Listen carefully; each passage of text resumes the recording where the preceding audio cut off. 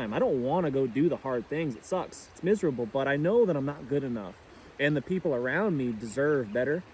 You deserve better as my friend. If you call on me to go do a thing and I can't do it because I'm not capable, like I've let you down. And like I have a hard time with that. Every man has a responsibility to himself he must fulfill. Mm-hmm. And until he fulfills that responsibility to himself, he's not eligible, he's not capable of fulfilling a responsibility external to himself.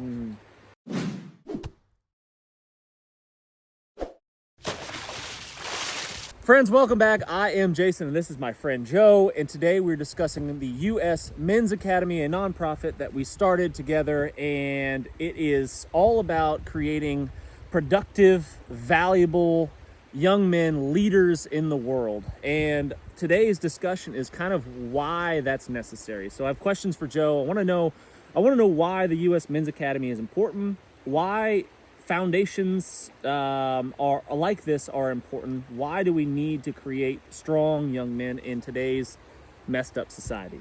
I think first and foremost, there's not a lot of spaces left for men and young men that are for men and young men. For years, it's just been an encroaching problem through political correctness. A lot of young men's spaces have just been invaded.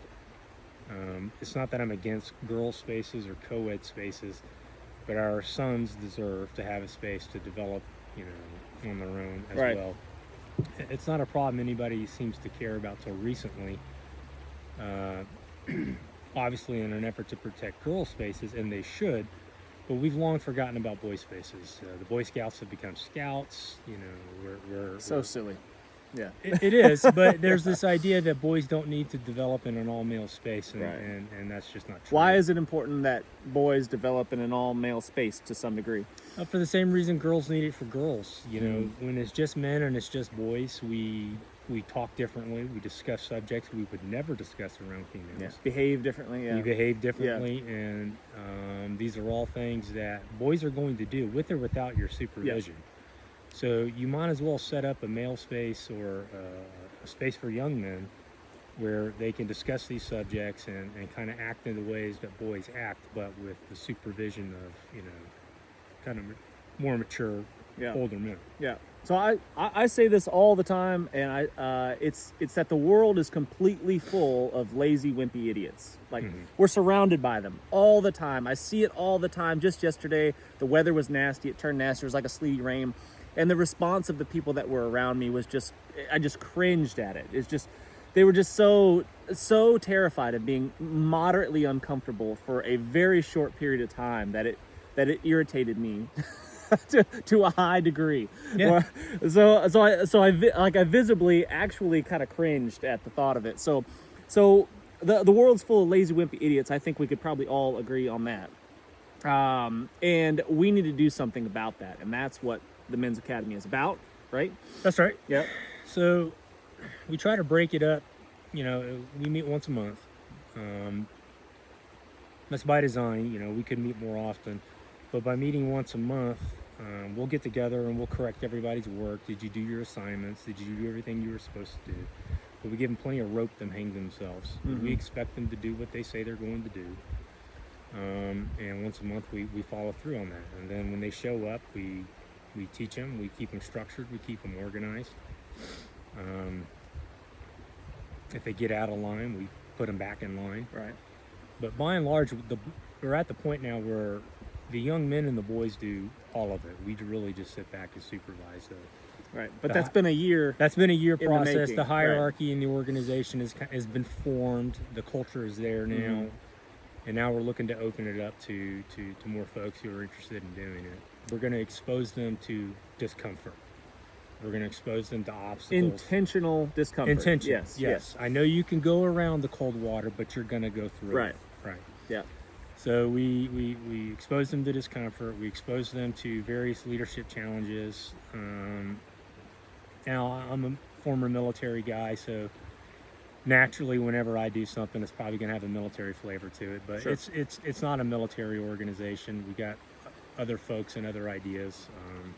We want to teach them field craft, how to start fires Yep. how to sleep in shelters. But we also want to enjoy the outdoors too. Like, we don't want it to suck all the time. Right. Like, we want them to be able to enjoy the Just outdoors. a lot of the time. It's good. Just enough. Just enough. Just enough.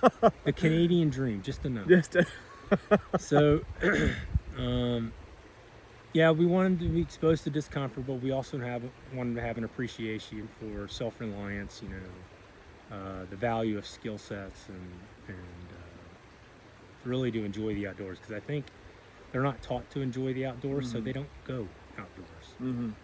What does a typical training day look like? What's So once a month get once a month. Yep. So we basically have a quarterly cycle. One of the weekends I'll take them, and that's usually where, look, I'm gonna march them, I'm gonna make them fist fight, and I'm gonna make sure they have their gear, and I'm pretty drill sergeant about stuff. Yeah. I make the boys do the work, and I really don't yell and scream, but if they get out of pocket, I'll check it. Yeah. The second week, or the second weekend, is more of a classic outdoor, set up your tents, group cooking. Learn how to camp. Learn how to camp. Yeah. Learn how to start fires. Learn your outdoor skills. Be savvy in the outdoors. Yeah. We like to say that a good husband and father can take his family camping. Yeah. Everyone should know how to not die outside. If he wants to, and if he has to. Right. Yeah. And then what we're going to do for the third weekend of the month is we're going to focus on some type of skill set. Whether it's, and we usually bring in some type of outside instructor. It'd be anywhere from land nav to financial planning. I think our next one's going to be financial planning on the training day. Yeah. Teaching boys about savings accounts, taxes, investments. Just stuff. life. Yeah, stuff that they don't really. Life skills. Yeah. They don't, but should teach in They don't public teach. school. They don't teach that kind of math. Imagine that. They don't teach finances in school. Crazy. Yeah. Imagine that. But so there it is. It's a patrol day, a garrison day, and then a training day. And on the training day, this next one we're going to be implementing, sports. Okay. Dodgeball, wiffle ball, soccer ball, rugby, football, but Sport ball. Okay. But not watching, doing. Doing it. Yes. Yeah. No spectators here. No, we want as close to full contact as it makes sense. Yeah. But we do want to engage a boy's competitive spirit. Sure. So sports are a great way to do that. Yeah. And the fist fighting. The fist fighting is a great way to do that too. Yeah. If you don't want to get beat up, learn. Yeah. Make the effort. Every man should know how to fight to some degree. Yeah, we're not going to make you a UFC fighter. No. Like, you're doing it once a quarter at the most right now. Yeah. But it does knock the fear of getting punched in the face. It does knock that away. It does kind of bring out and expose the weaknesses in your fitness and aggressiveness. Sure. It's a good challenge. And I know on the outside looking in, if you're not into the hand-to-hand combat, I got it. You're not interested in it. Yeah. But honestly, everybody has fun doing it. I Yeah. don't think anybody here is like into jiu-jitsu or boxing. It's just good to get out there from time to time, put the gloves on, and reevaluate where you're really at in life. Yeah. Not where you think There's you're something at. about going toe-to-toe with another human being, another man of similar size and shape and fitness. Yeah, they love it. Yeah. They love it. Yeah. In the beginning, it's nerve-wracking and you're nervous and you don't want to, but once you get out there and get punched a couple times, it's no big deal. And we see it. Some of them are reluctant. They'll just sit there and kind of get punched a little bit. They're reluctant to punch back. And after some motivation and some guidance and some support, eventually they throw that first punch, and then next thing you know, they're in the mix and they're having as much fun as anybody else. Yeah. What do you think a major problem is with American society that has led our young men to being the soft, squishy, helpless individuals that they have become? What do you think? Where does it start? Where did it start? Why is it a problem? It's hard to explain the answer, and I don't want anybody who falls into this category to feel personally attacked. But I think somewhere along the way, I'm going to just say boomers, as a country, we decided to try something. And we tried raising boomers socially a little bit differently than maybe the generation before them. Good, bad, or indifferent. That's what happened. And the net result is for some reason the boomers doesn't seem like they pass much down to Gen X. We joke Gen X, we raised it ourselves, latchkey kids, all these other these ideas. I mean, I'm not alone in understanding that. Part of that was pursuit of work. Part of that was, the sink or swim mentality. Sure. Again, not blaming anybody. They wanted to try something new, and they tried it. And here we are. But here we are, and I think that boils down to is we've broken the intergenerational knowledge. There's a gap in intergenerational knowledge, and every generation is floundering a little bit more than the generation that came before them. When you would think it would be the other way around. We would gain the knowledge from the previous generation and be that much more well ahead. I mean, there's reasons for it. It's not personalized. Mm-hmm. I don't think the boomers are lazy. It's quite the opposite. I think they work themselves to death. But yeah, prior to the boomers, kids would have worked alongside their families for most of their developmental years and picked up the skills by default. Right. And starting with the boomers and moving on to everybody that came after, there was a more structured, hey, your kid goes to public school and you do your career, and there was a separation of who's responsible for what part of educating your family. 18 years later, your kid goes and does his thing, and you move to the beach. And we just kind of lost track of those critical man skills along the way. And right. I think there's a light at the end of the tunnel, though. I mean, the generation that's just now graduating high school and that's in high school now, they're on to the game. Mm-hmm. They're on to the game. They're not having it. Mm-hmm. And I think especially the young men, I think they are aggressively so pursuing skills and ideas that perhaps we took for granted. Sure. So I've done videos in the past, previous videos on, essential, what I call essential man skills. The things that every man should be working to become more proficient at. Will I ever be an expert at everything? Absolutely not. No possible way. I can't. I could potentially specialize in one thing. I could put all of my efforts into being the best auto mechanic. And I could be really, really good at it. But then by doing that, I would be neglecting so many other things that I could potentially be gaining some proficiency in. So maybe, I'm putting you on the spot a little bit, but what do you think, what do you feel just off the top of your head are some essential man skills that every young man should start investing their time and energy and money and stuff into? Well, everybody should be, in general, a jack of all trades, master of none. That should just kind of be your modus operandi. Agreed. Your basic operating. Learn as much as you can when you can. Mm-hmm. But typically when they're young, we need to focus on prison-proofing their combat skills. What does that mean? Fitness, wrestling, grappling, contact, fighting. Hand-to-hand, no weapons, hand-to-hand. no, not gunfighting. I don't think it needs to be a lifetime pursuit, but somewhere in there that needs to be built into, your learning. Yeah. Then you need to learn security. You need to learn weapons. You need to learn this. You got to be able to defend yourself before you can defend your family. Mm-hmm. And but these are things you can't just pass off. Right. But once you learn them, you really can't put them into a maintenance phase. It's not. You don't have to become a YouTube marksman or a UFC fighter. Right. There's a hump. Get over it, and then And then hang on to it. And then hang on to it. Yeah. And then you need to get into your maintenance skills. Your home, your house, your automobile. Basic construction, automotive. Basic construction, and these are Fix skills things. that you have the luxury of learning over time, but do learn them. Mm-hmm. And then finally, I do suggest, and in fact, we push the young men. It's like you need to master at least one skill. And I'll just use the trades for example. Become an electrician. Yeah. Be a generalized guy who can work on most things in the house, but you need to have one skill that you're really good excel at. Yeah. And I've had a couple of those skills in my life where I've been a subject matter expert.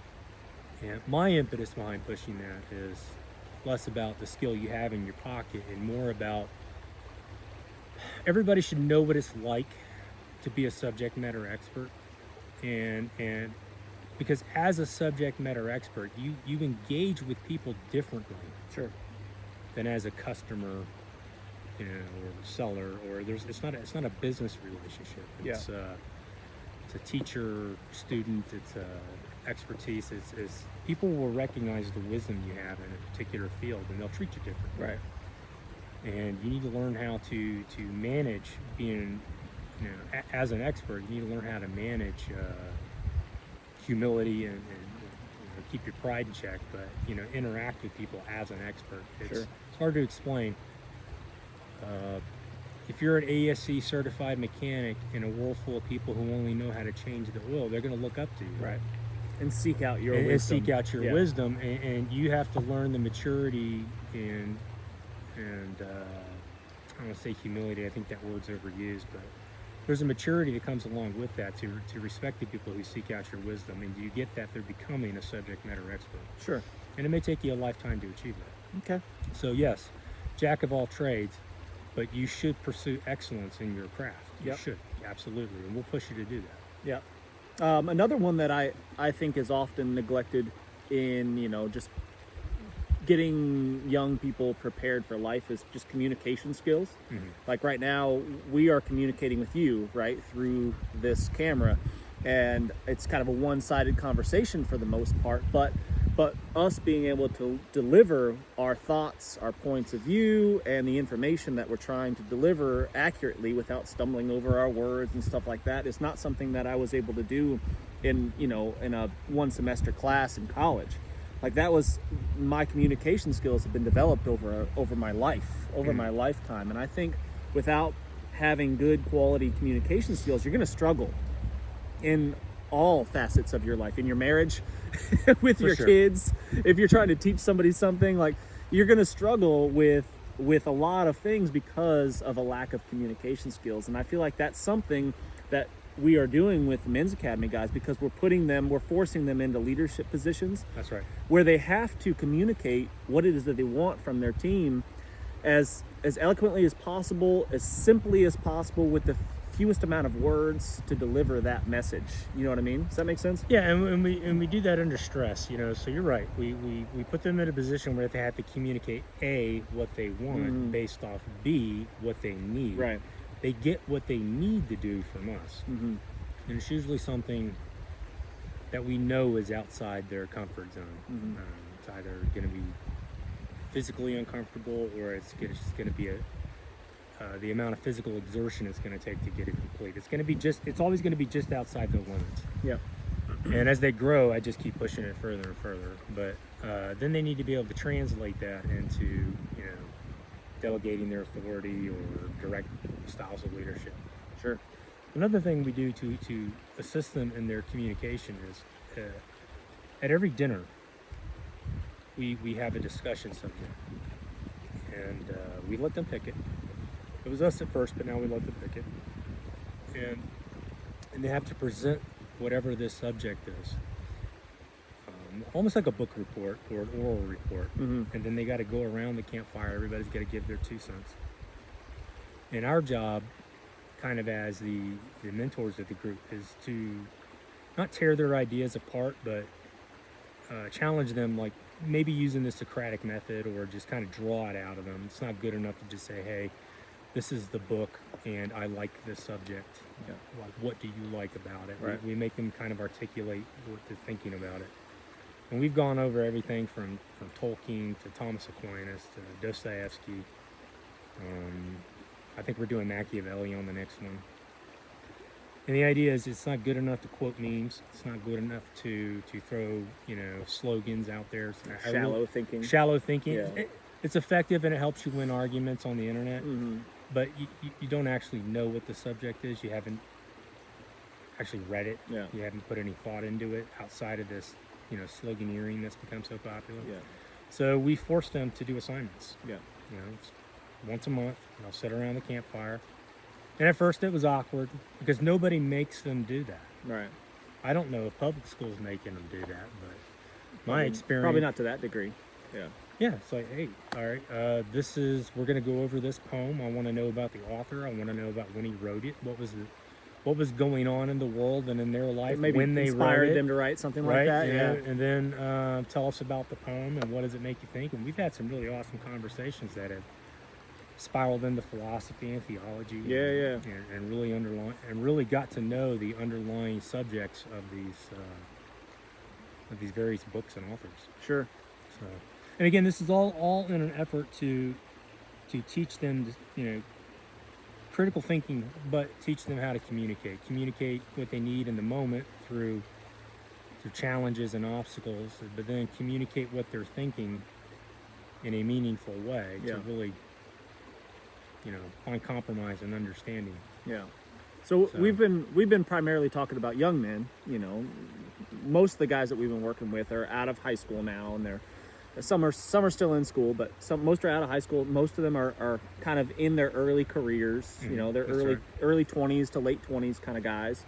But we've been talking about developing skills in these young men, but I don't believe that we ever arrive. I don't think that we've ever arrived at the end destination where we know it all. We've been there. We have all the experiences and all the knowledge. Like me personally, I want to try to get a little bit better each day with something. Name it, whatever it is. I'm trying to learn something. I'm trying to get a little faster, a little stronger. As I get older, it gets harder to hold on to that physical kind of stuff. So I'm shifting gears a little bit and trying to navigate my way so I can continue to improve emotionally and spiritually and get stronger in those facets where my body's not going to ever be able to do what I was doing in my 20s, but I can become stronger in other ways. And I think that, by getting these habits of constant improvement early on, it's going to be really beneficial by the time we're in our 60s, 70s, Well, that's a continual growth mindset, and that's normative, that's healthy, and men should adopt it. And I do think it stands in contrast to what men and women, but people in general are taught I am complete when I graduate college mindset, that I don't need to learn anymore, my growth and time is over.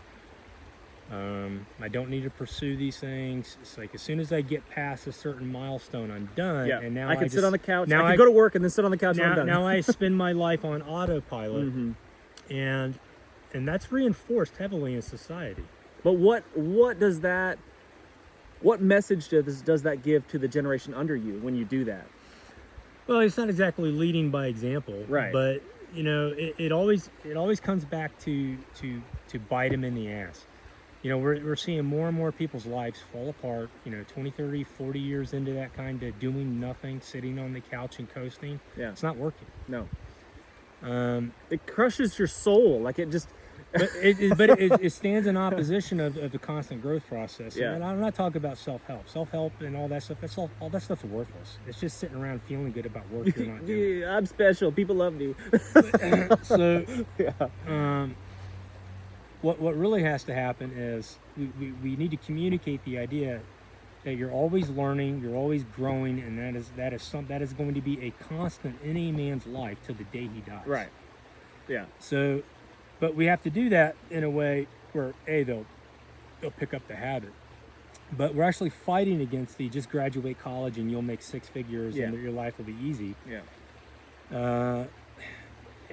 What I've noticed is in that contrast, when we're trying to break them of that habit and get them into constant growth, is they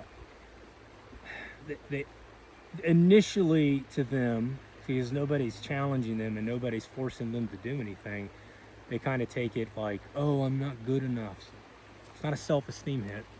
Yeah. It's like, okay, congratulations, you've completed the race, you've completed the task.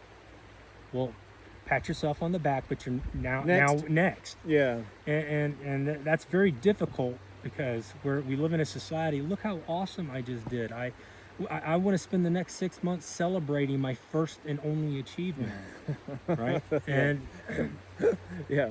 So that's kind of my job, if you will. I'm kind of, if there was ever a good cop or bad cop, I'm kind of the bad cop in that I don't care how good you did, you're not done. Yeah. You're not good enough. It's like you're not done. Yeah. You're not done. Yeah. You're not done until everybody's done and everybody's home and everybody's safe and everybody's accounted for. There's always the next mission. There's always the next assignment. Life goes on. We're not going to sit around and celebrate how awesome we did. We're going to do the work to get even better. Yeah. And it's just a constant push and a constant drive. And I was talking to a young guy the other day, and he was talking about his 2 mile time. He ran, that was one of the tests that I presented with him, and I said, run a 2 mile, see how fast you can do it. And he came back with a pretty fast time. It was like, I don't know, 15 minutes, something like that. Not bad, like decent. And he was like, is that good? Like, is that good enough? And I was like, well, like, you want the honest answer? It's not good enough. Like, it's good, but it's not good enough. Like, you could do better. And that's the thing. We as a society, we suck at direct communication. We just adopted a very passive way to communicate. Yeah. Most folks would, and I'm speculating, but most, or it's conjecture on my part, but most folks would probably answer that, oh yeah, that's good enough. Yeah, good job. It's like, no, it sucks. Yeah, you're terrible. It's not good enough. Be better. Right? It's not good enough. Yeah. And that's the thing is like we've lost the ability to tell people no and to tell people to improve. Yeah. I'm probably harder on myself than I am anybody else. Like I know that I'm not good enough. Like everything that I do, like I'm not fast enough, I'm not strong enough, I'm not smart enough. Like I know I'm not, and maybe I'm too critical of myself, but that's what that keeps driving me to keep doing hard things. Like every single time, I don't want to go do the hard things. It sucks. It's miserable, but I know that I'm not good enough, and the people around me deserve better. You deserve better as my friend. If you call on me to go do a thing and I can't do it because I'm not capable, like I've let you down, and like I have a hard time with that. Every man has a responsibility to himself he must fulfill. Mm-hmm. And until he fulfills that responsibility to himself, he's not eligible, he's not capable of fulfilling a responsibility external to himself. And we do not do men serve a good deed, a good service by catering to their feelings. And this is like, my friends tell me when I'm slow and when I'm fat and when I'm overweight and when I'm not doing stuff. My friends tell me that. Why are you so terrible, Joe? Right? and they tell me that in the same way that a father corrects his son when his son makes a mistake. It's not to destroy him, but it's to give them an opportunity to improve and learn, gain a little wisdom along the way, but ultimately be better, stronger, and faster in the end. Right. And we've just gotten away from those type of discussions, and that's easier to do when you have an all-male setting, because we have a variety of colorful ways of communicating these concepts that are not appropriate in mixed communities, or social media settings. We don't just sit around and cuss and talk like sailors all day. But at appropriate levels, we're going to let you know if this is an effort issue or a skills issue. Yeah, I want my friends to tell me I want my peers to tell me when I'm screwing up. Like if I'm slacking on something and I'm not aware of it, perhaps, or even if I am aware of it, I want you to tell me when I suck. and the cold hard truth is this, and it's a dirty little secret, and society fully understands it. We just don't like to discuss it. It's like, men are expendable. That's it. You can sit around and whine about it, but that's a cold hard reality you have to accept. Men are expendable. You're not born with value. You will have to create your own value from scratch. You'll have to claw it out of the ground. You will have to make everything that you'll have to earn everything you get, because as an expendable male, nobody cares about you. They don't care about your problems. They don't care about your I got it. They don't care that your mommy didn't pat you on the head. They might pretend to care. They don't care. Yeah. And the moment a man is not useful to society, they will cast him aside. So these young men who are stuck in their parents' basements, overweight, neckbeards, sucking on the marijuana pen, playing video games all day, I got it. It's cope. It's escapism. It's this. It's society has simultaneously failed them, and they have withdrawn. But we make no effort at helping these young men and these boys. None. Zero. We have abandoned them. And the best we can do is call them incels and blame our problems on the one group of people who are not participating in the very society that's falling apart. So there's a good and bad to this. The good is like, hey, we get it. It's like, I wish I was forming an organization of Green Berets and Navy SEALs and Rangers, but they don't need us. They're Green Berets, Navy SEALs, and Rangers. Yeah. They're fine. Yeah. We want to extend a handout to the young man who's lost, who doesn't know what to do, and maybe through no fault of their own, their father either refused to or didn't know how to kind of pass along those things. That's okay. Yeah. It's okay. It's not a hit on the father. Yep. You know, they may not have learned. Yep. They might have been dealt a pretty They might have been dealt a too. crappy hand too. Yep. Okay, fine. Yep. But we're here. Let's start fresh. Let's start fresh. Yeah. If you're overweight, fine, we'll help you. Yep. If you don't know how to do this, fine, we'll help you. And that's the thing, like, everyone can start somewhere. Like, it doesn't matter. Like, it doesn't matter how terrible you think you are or how terrible you actually are. It doesn't matter. You can start somewhere, right? You've just got to be willing to fight and Put one foot in front of the other. It is such a hard concept to communicate. Is that it's choice. It is choice. Every excuse you tell yourself and any excuse you tell the world is just an excuse. And I don't mean that like, oh, you suck. It's like, guys, you're literally just going to have to make the decision. And people are searching for garbage, like motivation. Motivation is fleeting. You have to go get motivation. Motivation is what you do before you jump into the cold creek or Yeah. before you do that heavy set. It's temporary. Yeah. It's an impulse. It's a burst. I say the same thing all the time. It's- Motivation's not going to come. It's discipline that you need. Yes. And discipline is doing the thing that you need to do that is good for you when every fiber of your being says no. Yeah. You're going to make 1,000 excuses, each excuse more valid and better than the last, and all of them will be right. Yep. But you still got to go, and we've lost the art of teaching discipline. And not screaming and yelling, and there's a time and a place for that, but teaching people what discipline meaningfully is, and how to right order their days and lives. And it's a struggle. Do the hard things, especially when you don't feel like doing the hard things. But we've abandoned these men to video games. Yeah. We've abandoned them to porn addictions and All the things. And because they're no longer useful to us as a society, you know, it's easy to scapegoat.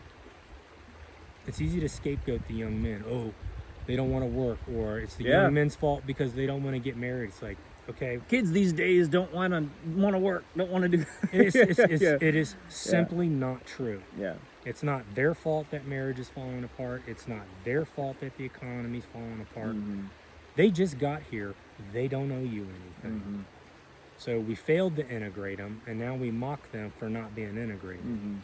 So I've always thought that the person we can help the most isn't, you know, if there's some dude on SEAL Team 6, he doesn't need us. Right.